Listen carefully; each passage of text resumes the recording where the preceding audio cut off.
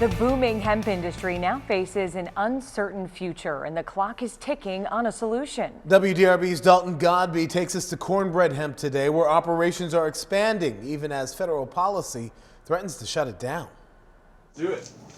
Woo! As the ribbon was cut to mark a big moment for cornbread hemp. Today we are celebrating the opening of our new facility here at Cornbread Hemp. The business and the hemp industry hang in the balance.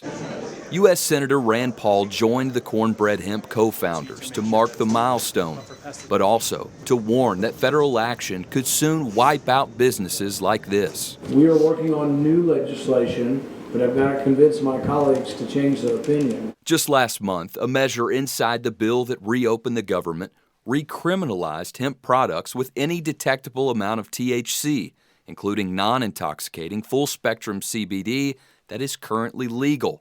The bill passed, and in under a year, every product made at Cornbread Hemp will be banned unless new legislation paves a way forward for this industry. I think one of the ways we may be able to get this new legislation passed is simply not to set exact federal parameters, but to say, look, if your state already regulates hemp, why don't we let your state make these decisions, not the federal government? Senator Paul and many in this industry, like Cornbread Hemp, which is expanding operations by adding this retail space, believe that new legislation is possible. They're hopeful Congress would potentially push the ban back by a year or consider new policy that opens the door for some products with low amounts of THC. We feel like in this Congress, the 5 milligrams per serving seems like something that Congress is prepared to think about.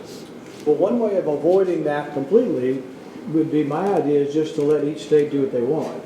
The ban will go into effect next November, meaning without action in Washington before, this ribbon cutting could mark the beginning of the end.